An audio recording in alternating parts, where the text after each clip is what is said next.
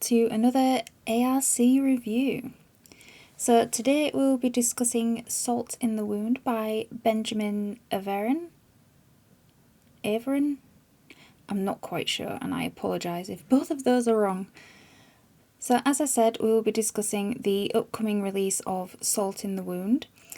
It's not the usual genre I would go for, it's more of a fantasy type novel, but it does incorporate some well-known English myths and legends. And I was pleasantly surprised to be out of my comfort zone and really enjoy it. Now, Benjamin very kindly sent me this ARC to review. I'm not sponsored, I'm not paid, I'm just enabled to give my 100% honest review on Goodreads and on here. I will be leaving some of the bigger plot points out of this review just because it's not out yet. It's coming out on the 9th of May, which when this video comes out will be tomorrow. It'll be out tomorrow.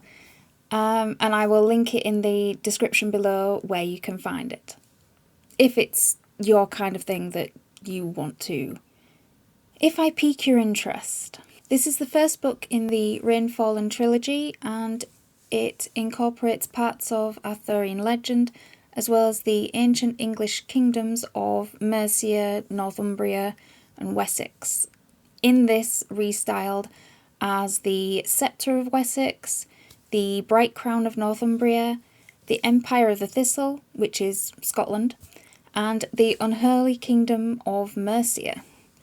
And those names sound a hell of a lot more pizzazz than the ancient ones on their own. So our story begins with our main character, Galahad, and his friends Elaine, Percival, Lance and Guinevere. And we meet another Fair later on down the line. These are not their born names, they are nicknames from when they were children, and their group was, they called themselves the Round Table, which is a legend Galahad has been obsessed with since early childhood. And they are searching for the long-lost treasure of the mysterious long-haired priest. And in rereading it twice, this character, although we just get that name and the way it's woven through the book, is giving me Merlin vibes. I'm just saying. So Galahad finally tracks down this treasure that they've been searching for as a group for years. And it's finally tracked down to an abandoned, crumbling cathedral. Now, this quest in and of itself has ramifications throughout the story and probably will do throughout the trilogy, as it's been his main blinkered goal for years. Now, each of these characters has to face their own demons in varying degrees throughout the story, whether that be betrayal, drug reliance, dealing with a disability, greed, vengeance, and the overpowering sense of justice and just how close those things intertwine, be it revenge or be it justice. Now, Galahad is not just some greedy treasure hunter. This is all for a specific reason. To save their childhood village of Wickerton by building a permanent shelter from the rain and the creatures known as rainwights, who dwell within the rain and who slaughter or take those unwitting enough or poor enough to be found outside shelter when the rain comes down. As this is set in a sort of an English, kind of like a mirrored English country, because you've got the same names, you've got the same history, and you've got the same technology. So we've got all our medieval history up to this point, and then something must have happened and it's sort of reverted back to the medieval way, but still with the technology available. Now, the rainwights themselves are horrifying to think of, especially when you live in a country that it chucks it down for, I don't know, 70% of the year, you can find it raining. And as a protagonist, the danger they pose is very real, and you get that type of fear from all the characters, not just the main ones, but the ones sort of on the edge. You get that fear of what happens when it rains and what comes with that.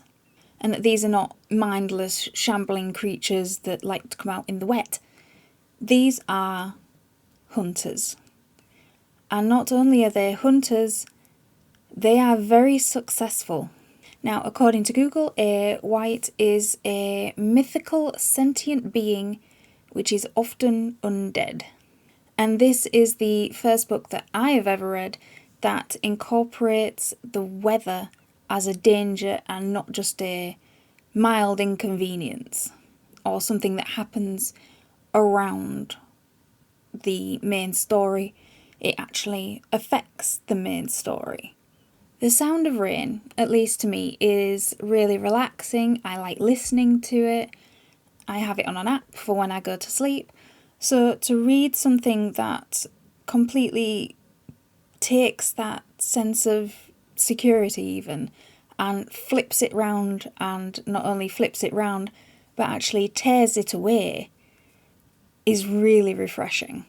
And the rain wights are not the only dangerous creatures in this world. The environment that our heroes are traversing is kind of a dystopian past and future sort of melded together. And a variety of beasts call all the unpopulated forests, moors, etc. home. And you run into these creatures every now and then. One of the major plot points is hunting one of these creatures. And this creature is called the Cotswold Beast. Now, to take it out of the story, there are numerous legends of beasts stalking the English countryside, hiding in moors, hiding in caves, hiding in the forests, where the sunlight does not go. So I really liked that some of these old English legends are teased. But does the most dangerous animal walk on 4 legs or 2? I will leave it up to you to decide that once you've read it. Now, the first thing to catch your eye with any book is always the front cover. And this one does not disappoint. I mean, look at it. It is glorious. It's what first grabbed me, and I can't praise it enough. The detail that's gone into it, just perfection. The colouring, the atmosphere, even the font is just everything I could want. For me personally, I really liked how the characters were fleshed out. So of course you have our main character, Galahad, who is pretty fleshed out, but the other ones around him are not, they're not side characters. You get their point of view, you get different chapters from different people, and although Galahad is the main character and it's mainly him, his train of thinking that you follow, you also get the input of the other ones. And I found that really, really good. Each of these characters has something that you can latch on to. They're not just sidelined, or they're not just attached to the main character for the sake of attaching and for the sake of saying that he has friends. These are people with their own thoughts, opinions, and not one of these characters is some epitome of perfection. These characters are gritty and real. If this was just a standalone book on its own without being part of a trilogy, I would probably have more criticism for it. A lot of things are teased or introduced without really being fleshed out, such as the rain wights. Where did they come from? How did it start? We don't get that in this one. I hope we get it further down the line. But as I said, this is the first of a trilogy, and it is the first book which will hopefully be our introduction into a massive open world. So these explanations can be saved to tease us with in probably not just this trilogy, but other ones as well further down the line. So for me, this book on its own gets 5 stars. I loved it. I really, really loved it. I was pleasantly surprised how much I did actually love it, as it's not the usual type I would go for. So this is your reminder to read outside of your comfort zone. As you can probably see behind me, I am a really big Stephen King fan. Just step outside that reading comfort zone every once in a while, because who knows what treasures you could uncover in the crypts. So the ebook and paperback will be available on Amazon only, with the hardback version potentially available in the future, which is hell yes, because I prefer, as a personal preference, I prefer a hardback over the paperback or ebooks. I'll put the link down in the description box below, and as I said, Salt in the Wound is the first of a trilogy following these characters and their adventures, and there are plans to populate this world with more standalone tales in their own right. And who knows, they may cross over in this big multi-dimensional world. So please let me know your thoughts. Would this be something that you would be interested in? Let me know down below, and don't forget to like this video, subscribe to my channel, there are more fairy tales coming up soon. And as always, keep reading.